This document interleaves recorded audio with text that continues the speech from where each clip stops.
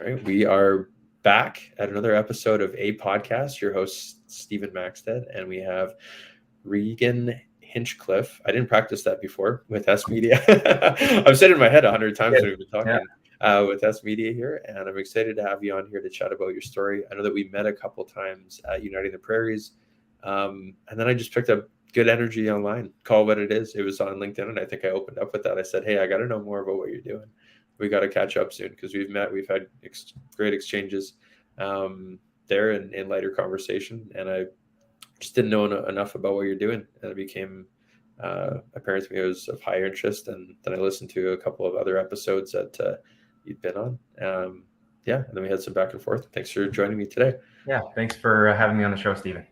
Yeah, that's great. There's let's start off, Regan. Now I've heard the story a couple of times and from different things that you've been on, but can you tell the listener today a little bit about yourself and how you got there? Yeah, for sure. My name is obviously Regan Hinchcliffe, and you pronounced it just fine.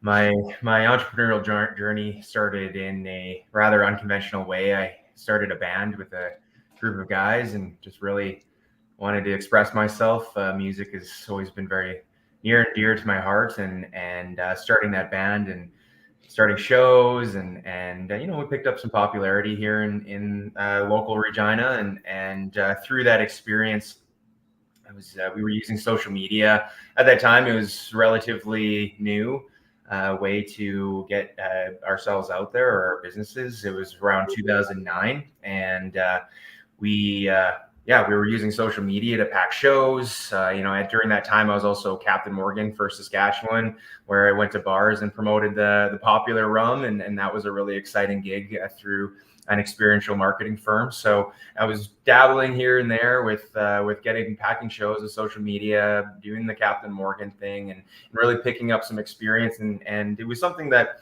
it just kind of came natural to me. I really enjoyed utilizing Facebook to get the party started, and we're also doing some party planning on the side, and just a lot of stuff that had to do with social media, and really realizing that being good at that stuff was something that not everyone was good at, and so I started dabbling with other local businesses that were struggling. I really wanted to see if you could utilize social media to actually drive revenue and improve sales and stuff, and so helped out some struggling businesses. Really saw that social media really was something that could be monetized, and that could help businesses increase their revenue, and through all that experience, was able to connect with a group of guys, Taylor and Marshall and Tommy further down the road, and we had an opportunity from a local entrepreneur who owned a bar and had a group of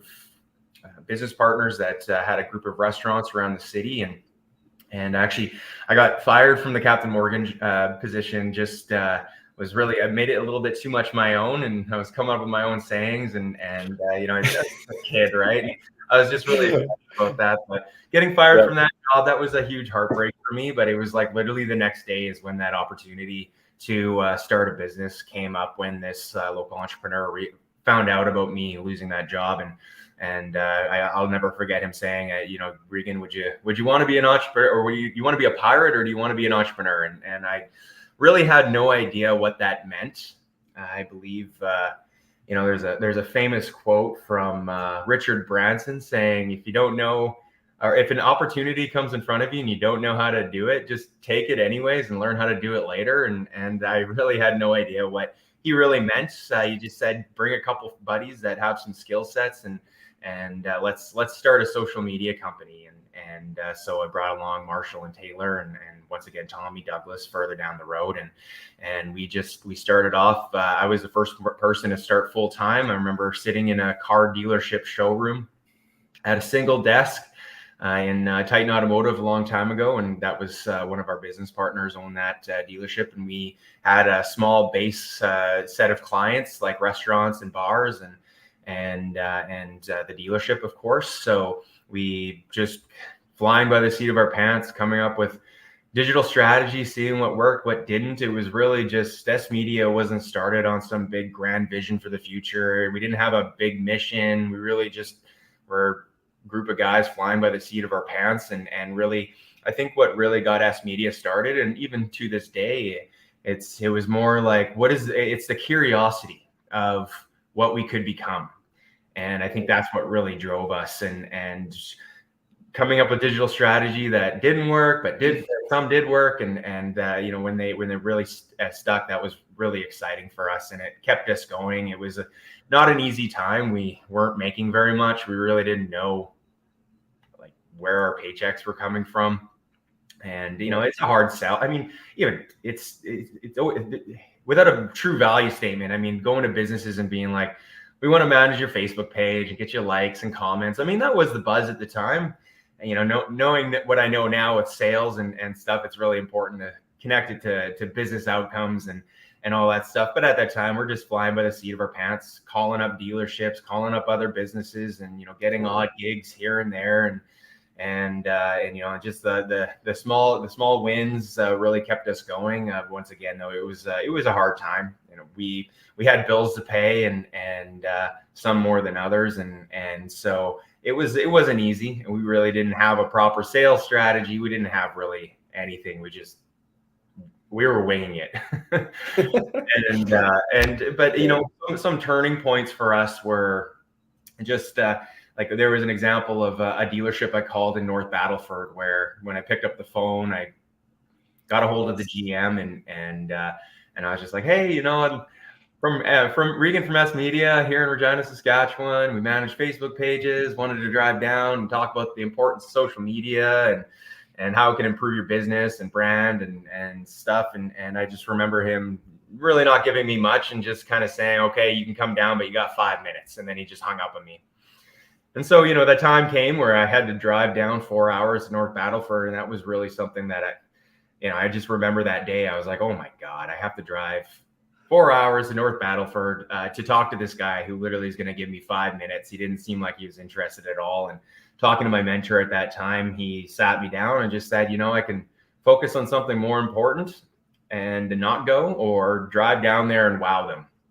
And I just remember, it was like an intuition. I was just like, you know what? Challenge accepted. I got in my car and started thinking about ways I could wow them. Knew that this dealership was in North Battleford. It's the home of Brett Wilson, big community guy, a philanthropist. And so, smaller towns, are very community oriented as well. So on the way, really just devised a strategy to democratize their charitable budget and find a way for nonprofits to create a profile on their Facebook page, and then they have to get votes to get a piece of the 10 grand that they put up there. And it was, yeah. And when I got down there, I remember sitting in the office and talking to them about how social media could improve community and democratize charitable budget. Really, it's like their charitable budget is now their advertising budget, so it's really efficient that way. And so that really stuck with him.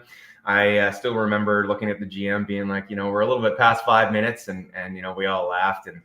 And I got home that day, and the next morning they called and said they wanted to work with us. And that was a really tough time for us because we weren't making much sales. And that sale was a huge boon for us.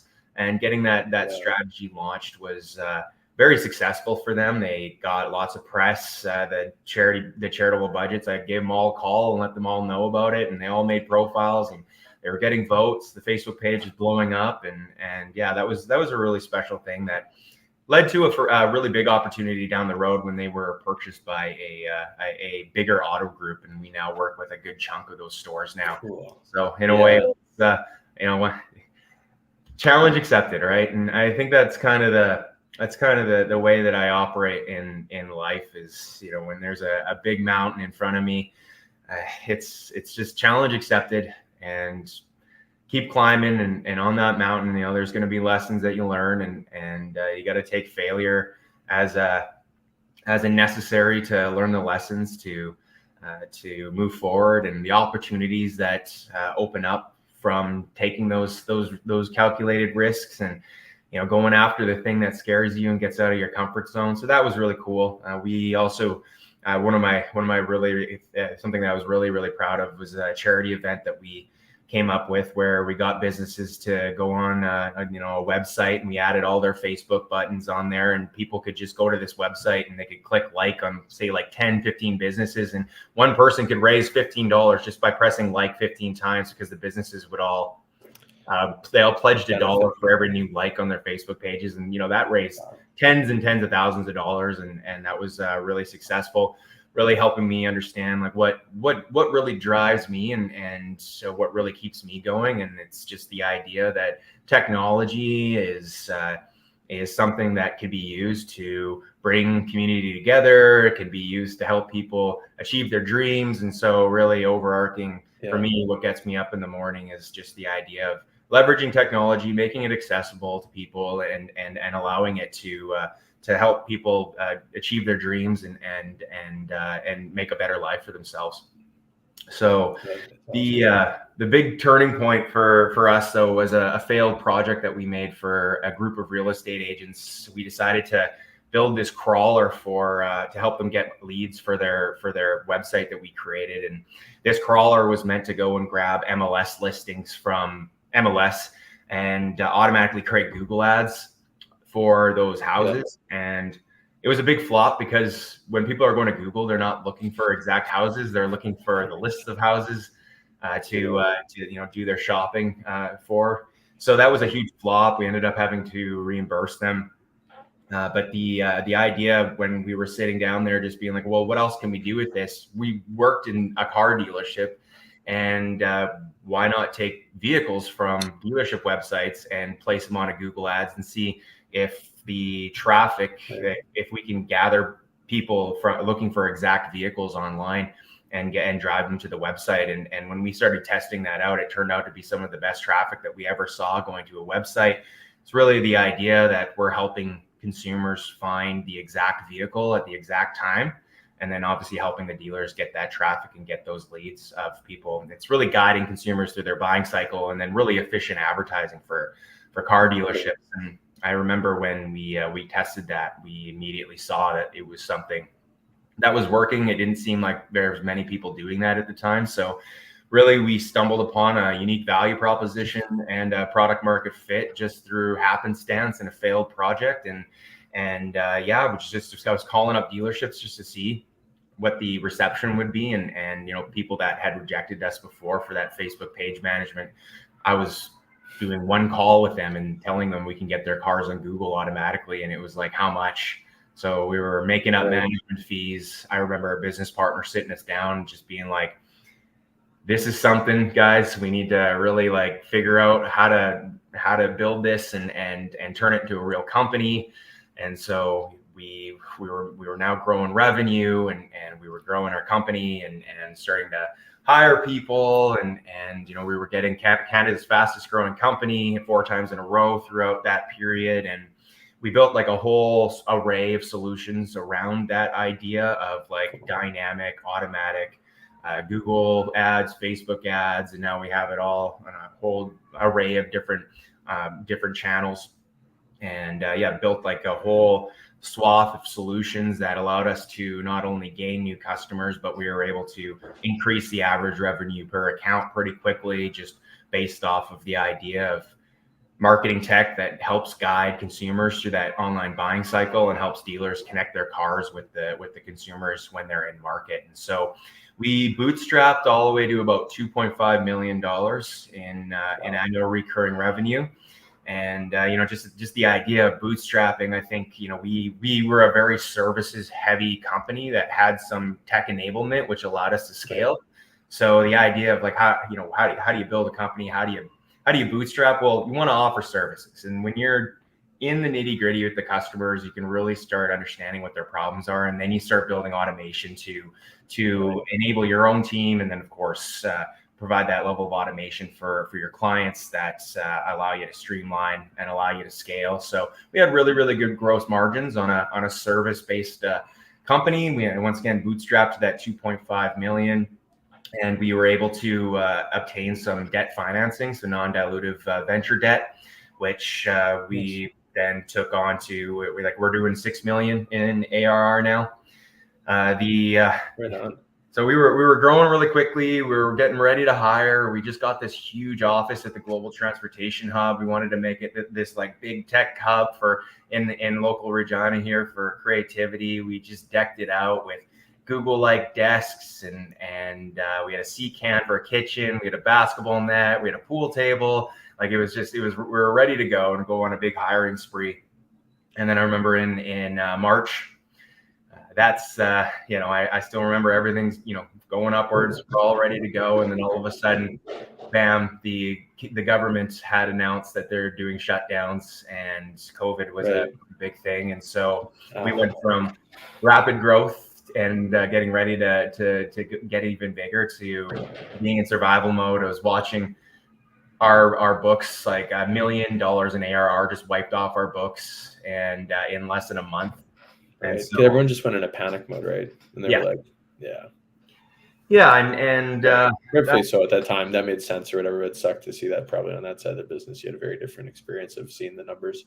Yeah. Well, and I mean, there's a lot of businesses that really benefited off of that boom, which actually, it actually hurt them and down the road, because then you get the boon from everyone going digital.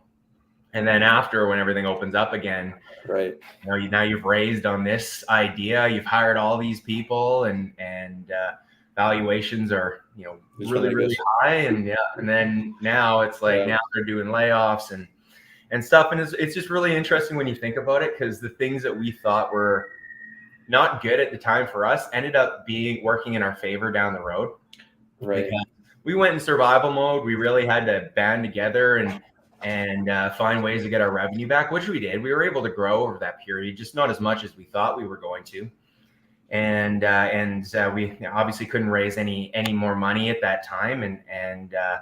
But either way, like the things that, really hurt us at the beginning, in the longer run, we had to band together. We had to really kind of reimagine our company. Like, it wasn't just the COVID, the pandemic shutdowns, because in the auto sector. So when the shutdowns happened, right, people went to purchase vehicles in person. And when the shutdowns happened, there was a panic-induced cancellation because they were worried people weren't going to be buying vehicles. But the thing is, though, is that once the digital world was still, people are still shopping for cars. People were still looking at the websites, and so it was still important to be advertising.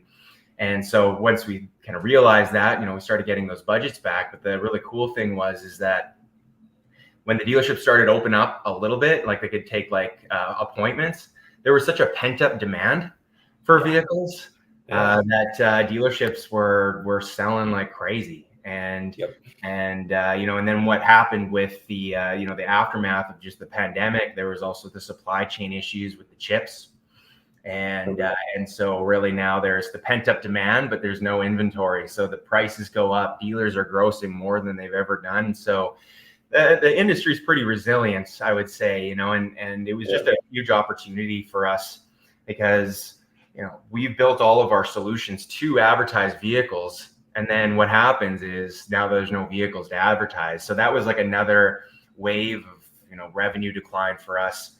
While of course still growing. It's just the need to advertise when there's not that many vehicles, just logically for the dealers, budgets were getting smaller and stuff. But now, like, the inventory is coming back, but the problem with the macroeconomic conditions is now you got interest rates going up, so now people can't afford vehicles as much. And so really over these last couple of years has been just kind of a reimagination of our company. We started getting into like connected data and business intelligence and advanced analytics in the form of attribution, because really the idea was, well, when a crisis hits, what's the first thing that happened? Well, they have two levers: cancel marketing or increase marketing.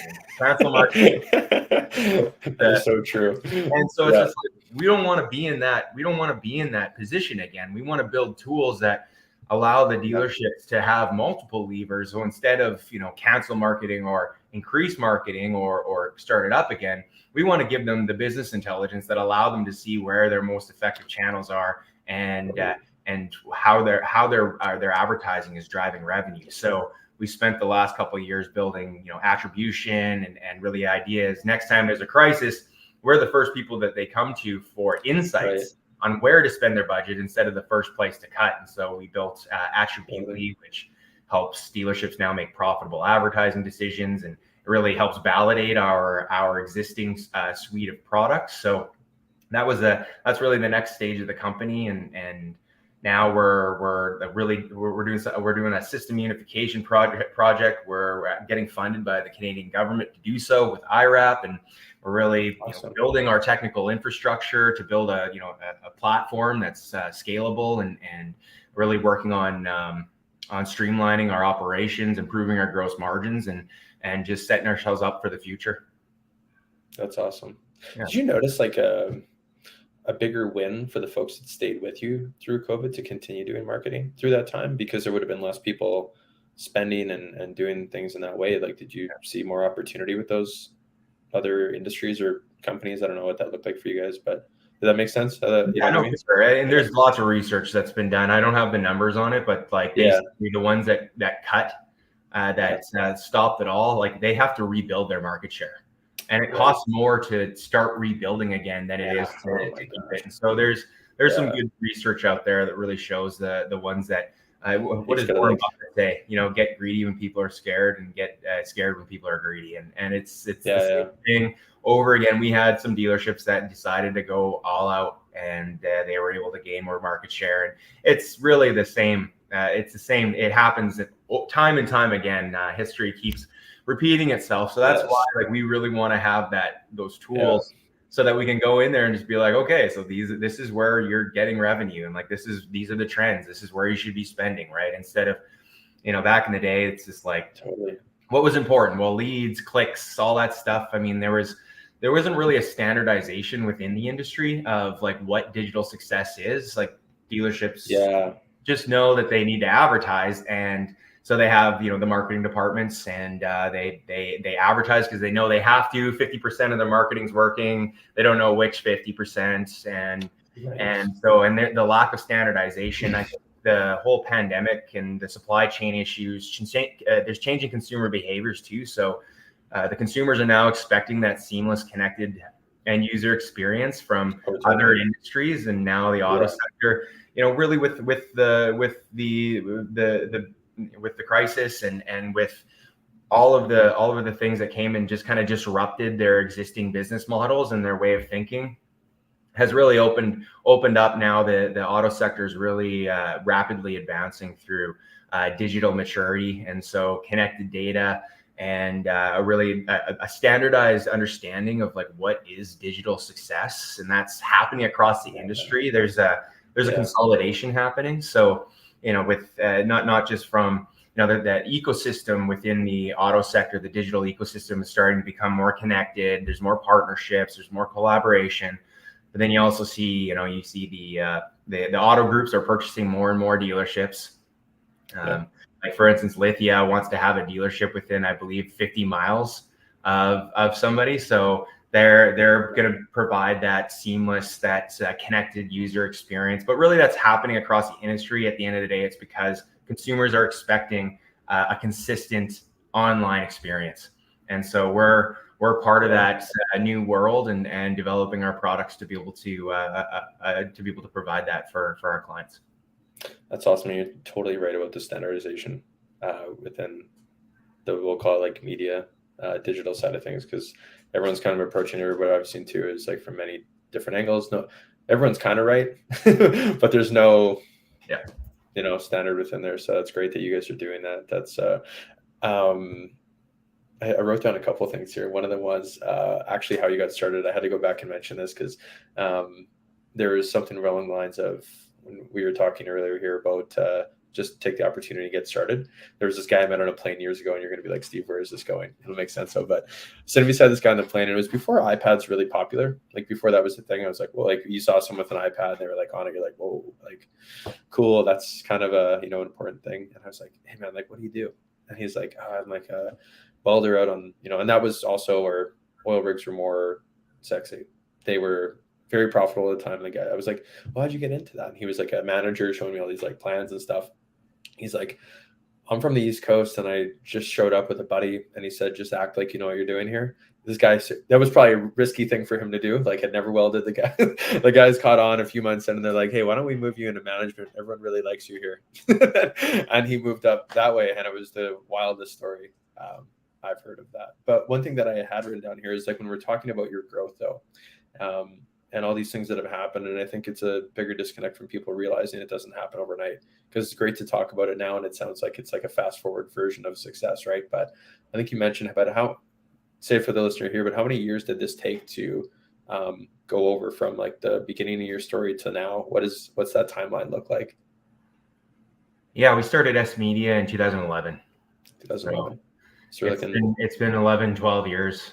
Yeah. Because I know like that's like such a common thing. Like it's great to hear it. It gets people excited. But I think understanding that, there was probably, I'm just guesstimating here, you'll tell me, but like 4 or 5 years of, or maybe longer, of that grind of, we don't know where this is coming from. I don't know when the North Battle for Drive happened for you, to turn that situation around. But I'm sure it resonates very well with you for what success is really becomes. I remember there was another dealership that I drove down, and I think it's Swift Current, and yeah, once again, just rejection after rejection after rejection. And I remember just driving down there, and I remember going in and having discussion. I felt like we were going to get the business, but basically they were like, you know what, we have a reception. We receptionists, they can do that. And I was like, anyways, I remember sitting in my car. Yeah. And I just had my head down. And I was just like, this is maybe 3 years, maybe 2 or 3 years. And I'm just like, what am I doing? Like, what is this? Like, where is this going, man? Like, there's a lot of times I never really had, like, I always wanted to keep going. And I mean, but there's other dynamics, right? Where people just, their paychecks weren't coming in, and people had bills, and it's just like, how long can we really do this? And it's a lot of times, and it happens all the time, man. It's just it's like, you get a big setback, and now when setbacks happen, I've been through so many of them that it's like, I like to see everything in the form of like climbing mountains. And like now when there's a big setback, I just kind of take a deep breath and look around and just go look at all the other mountains that I thought I was going to die on. And it's like, climb that one, I climbed that one, I climbed that one. There's been way worse stuff that has happened, and I'm still here. So I think it's really just, you have to, you don't want to give up. Of course, you have to be practical about it, right? If you don't have a sustainable business, you're burning a bunch of money. Like, it's really about the practical, not giving up, I guess. It's you have to be a good judge of that. But it's not giving up and being consistent and disciplined, I think, is a really important part of it. Awesome. Is something that popped in my mind while you're chatting here, kind of a question and a statement, all in one about books though. And I don't know if we've ever talked about this, like we had a couple of calls before this and we're catching up, but this totally reminded me of one of the books I'm reading right now. It was top of my mind, but the 10X versus 2X, or how it's easier to go 10X versus 2X. Have you read that book yet? I've heard of the concept. Can you maybe explain it to me? Yeah. So it's just it's illustrating like focusing on the 20% that you're really good at and offloading the things that you're less good at. But it also references a little bit of like, I'll paralleling here with the mountain conversation about how things are lessons, and it's really going into detail right now about basically that exact same concept. For the first 100 pages, I seriously was like, okay, if they say 10X is better than 2X one more time, I'm not finishing this book. And then I go to the next page and they say it again. I'm like, okay, I get it. And then once you get over that hurdle, you really start to appreciate what they're saying. And basically the longevity of like going after that. And it sounds like you're already like past that stage, but they call it the gap, like the danger zone of like the grind, where you can get stuck in it, where you don't actually scale and make it, like you don't get that relief of time for yourself and the ability to grow and work on the business versus working in it ultimately. But they just did some references. I was reading it last night. It was top of mind. I was like, oh, I got to throw this in here. And just about taking the setbacks as they come and understanding that the long play will always you will proceed if you keep going, but if you give up, you're never gonna, basically move forward with that. Is the little recap that I can take from my 10-15 pages I snuck in before falling asleep last night. But are there any books that you have read? I don't know if you're much of a reader at all, and I'm not. I have to force it. I have to stick to like a pattern of doing it unless it's something I really, hit off in the first few pages for me. But any books or reference that really have helped you on your journey? Yeah, I think number one, The Art of War. I really like that one. Oh yeah. But one that I think really, really resonates is The Art of Not Giving a Fuck. Yeah. The idea of like taking control of your life by taking responsibility for everything that happens to you. The idea of there's so much chaos going on around us, and once if you let that chaos impact your inner peace, and then also start being a victim around that, like trying to change things you can't control, or just blaming things around you. I think the idea of the empowerment that comes with, okay, everything that happens to us, take responsibility for how we respond. And once you do that, you take your power back, and really you can start seeing challenges as an opportunity to improve and grow. And it's once again, you can't control what happens to you, but you can control how you respond. And once you really start controlling how you respond and really keeping that visceral response, like not viscerally, responding to crisis as if, oh my God, like, woe is me, I'm failing, all that stuff. If you can kind of just take control over how you respond, then you can start seeing the opportunities that are hidden within things that look like crisis or just anything in general. But yeah, really taking that power back and being the master of your own life. I think that book was really a strong one for me. Yep, I totally know that. It's hiding behind the background here on a shelf. Oh yeah. Yep. There's that goes right into like thinking of like that quote of the Chinese radish farmer with the horses and stuff. You've heard that one before, probably. I don't remember it. No, it's like I'm gonna do my best to recap this now. But there's Chinese farmer's son. They have a radish farm and they have a horse. They need a horse to till the land, and they're kind of like just scraping by. And one day the horse breaks loose from the thing. And runs away, and son runs in and says, "Dad, we're totally screwed. The horse ran away. I lost it. I messed up. We're not going to be able to." And he says, "We'll see." I forget. There might be different slight words there, but and then 2 days later, horse comes back with like 20 other horses. I don't know the exact number. Wild horses. Though this horse just like drags these other horses back. They run in the pen. The kid's like, "Holy crap! Like this is so great." And the neighbors are around too. They're like, "Oh my gosh! Like what great luck!" And the Chinese farmer says, "We'll see." And then they're training these horses, everything's going well. The following, sequential days or whatever, the son falls off. One of the horses bucks him off, breaks his leg. Then the farmers are like, everyone comes over, same thing. "Oh my gosh, what are you going to do?" And he says, "We'll see." And then day following, army shows up to recruit young men to go fight in a war. And he can't go because he's got a broken leg. And everyone says, "Oh my God, you're so, what are the odds of all these things happening?" And he says, "We'll see." And then the story kind of trickles off to say, actually, everyone that went and fought in that battle, lost their life and stuff. And how basically we'll see, if you can get yourself in a Zen state. And I kind of reference that story sometimes whenever there's, little things to be like, we'll see. Things always seem to work out if you're moving forward in a positive direction. So that's the short story. Hopefully I recapped that good enough. You're going to hear it again now that we've said it out loud. Our phones are listening. So yeah, I think what really highlights is just like going with the flow and not trying to force situations, I guess. And I'm a pretty spiritual person, and I believe that there's an intelligence behind things that happen to us, and I think that there's an intelligence behind.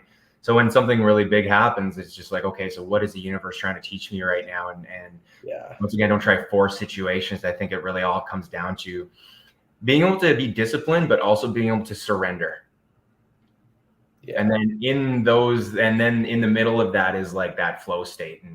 And so if you're disciplined, but you can surrender to things out of your control, but disciplined to take control over what you can do in the situation. I think everybody's on their own journey. We're all going through challenges and at the end of the day, though, I believe that each one person's journey has different lessons that are really important to learn from that. And everything that's happened up to this point in my life happened the way it should have for me to be the person I am today. And I try not to hold resentments over things that's happened. I mean, we've gone through pretty tough times, and I try not to hold resentments, and try not to blame the past or blame. It's what were the lessons from that, and who did I become, and who do I need to become to achieve the goals and dreams that I want to achieve.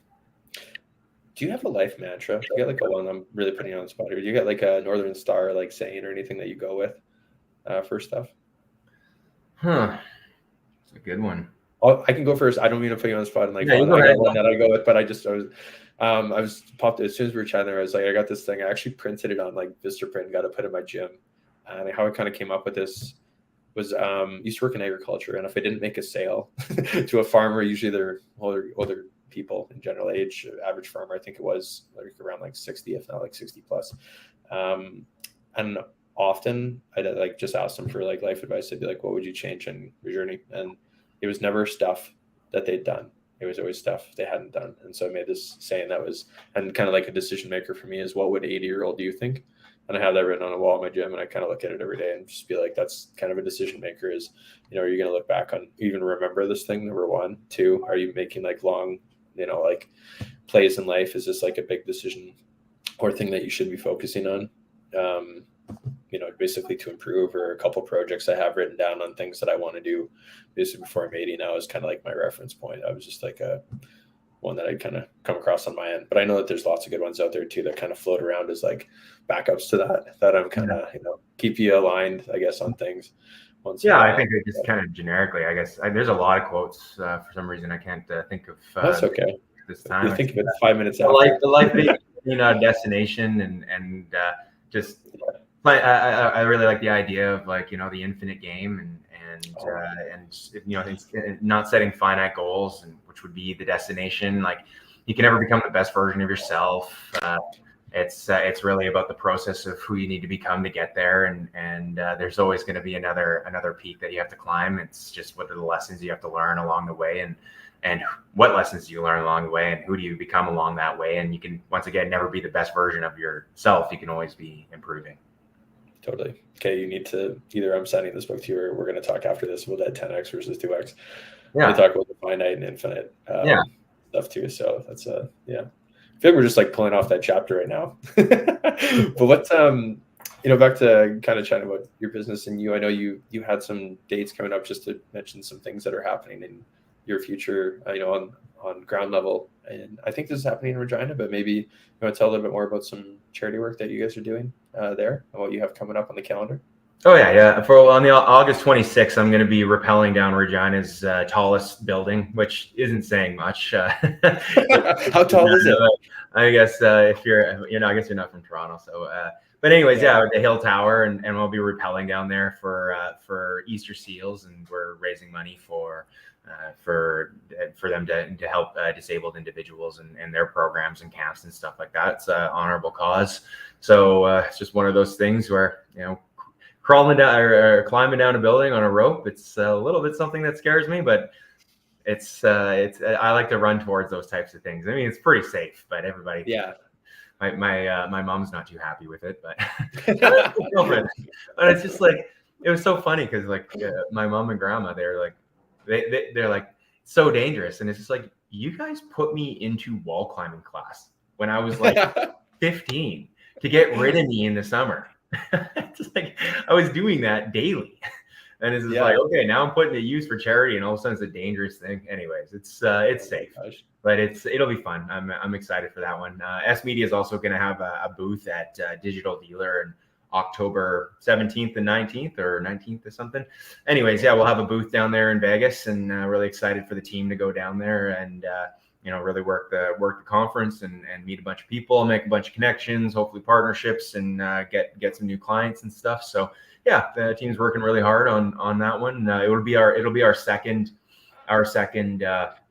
conference that we've actually had a booth at. It's interesting. We've been around for 12 years. I would say right now is, we've got such a solid team that's really like, with the marketing and the conferences and getting ourselves out there, improving our brand image and all that stuff. So we've got a really solid team.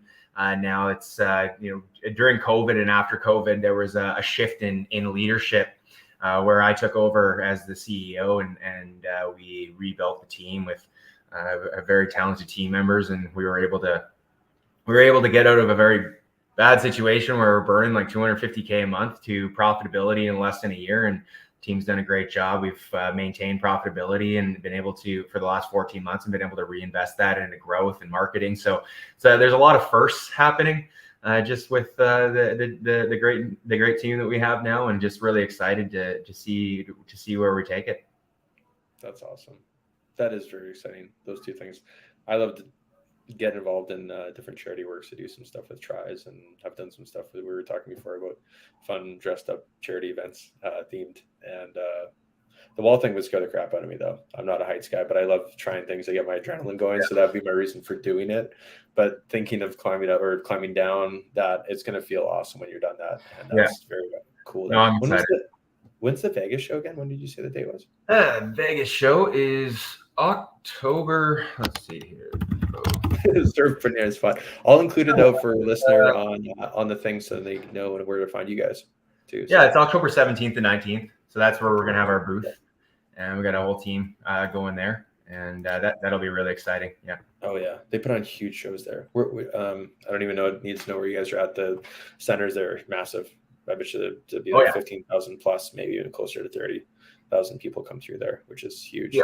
So. It'll be big. Yeah, it'll be a big one. We had one in Tampa. It wasn't as big. But this one here in Vegas is gonna be very big. So our team's gonna be bringing on the A game. We're gonna have an awesome booth, and really excited about all the work going into that.